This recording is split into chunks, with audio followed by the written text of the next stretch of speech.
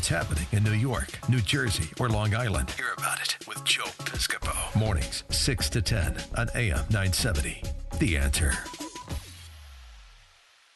The man running for the United States Senate from New Jersey against Bob Menendez, Bob Hugin, is now in a statistical tie, according to this Stockton University poll. This is huge this late in the game. Mr. Hugin, welcome back to the show, sir. So kind of you to join us this morning. Hey, Joe, it's always great to be with you. It's a beautiful day in New Jersey, let me tell you. Hey, Bob, how about that? If I could call you Bob, how about this? Please. This poll, statistical type, because it's virtually late in the game, and and people are saying now, and I'm seeing online, Mr. Hugin, we're here. You might be able to win this thing. What are you feeling, Bob? You know, Joe, we've been consistent all along. The people of New Jersey deserve better. Corrupt and ineffective leadership is not what New Jersey deserves, and we're better than that, and we're going to give them better than that. So all along, I've been consistent. We're going to be even get more traction as we go on the next few weeks. And November 6th is the only poll that matters, but we're optimistic. The people of New Jersey understand what's at stake, and we're very encouraged. Yeah. Do you think that they'll have like a quote-unquote October surprise on the other side, the Democrats? Because, he's a fighter. Bob Menendez is a fighter. And do you wonder what they may have in their back pocket there, sir? Yeah. I'll tell you, Joe, I've worked hard in my life. I've been working since I was 8.5 years old. I've never not worked. I've always been focused on doing the right thing. Yeah. I've lived my life with honor and integrity and everything I've done. So the only surprise they can have is some kind of lie or mischaracterization, which is what their campaign is about. So we're going to keep doing what we're doing, educating the people of New Jersey that we're running an issues-oriented, substantive campaign. The people of New Jersey deserve better, and we're going to give them better. And do you support the president's agenda, this whole USMCA? This is a big deal. We're very excited about it. And you're feeling the same way, I would imagine, yes?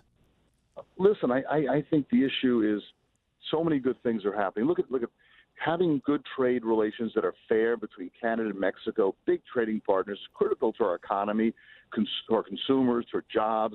Overall, it's great. The economy is going well. But Joe, I have to tell you, New Jersey is not having the same kind of success that the country's having. We're being dragged along, which is good.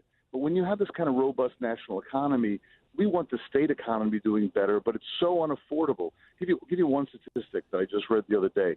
Here you have this great economy, and normally that brings people who have been disenchanted or dejected, can't find jobs, back into the workforce and the labor force.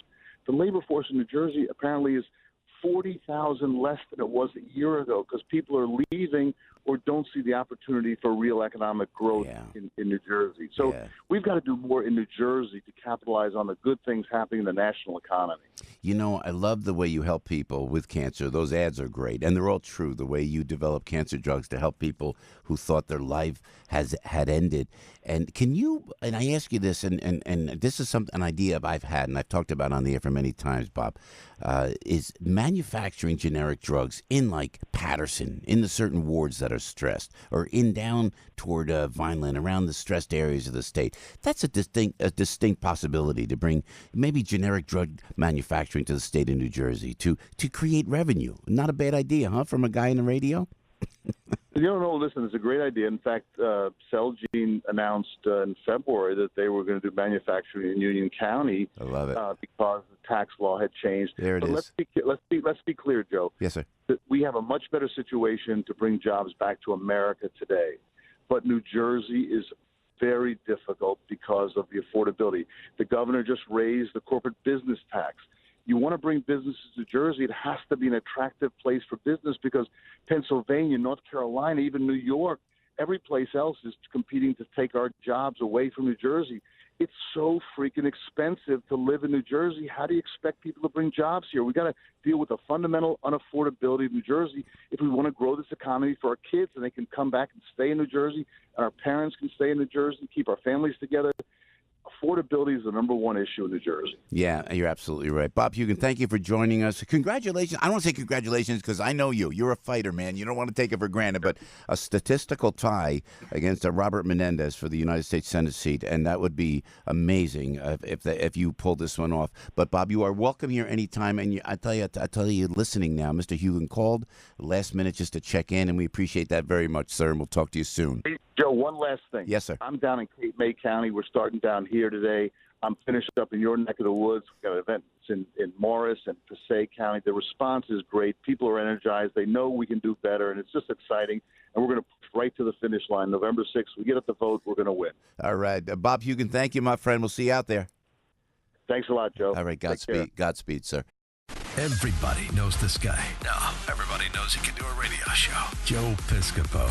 Mornings, 6 to 10 on AM 970. The Answer.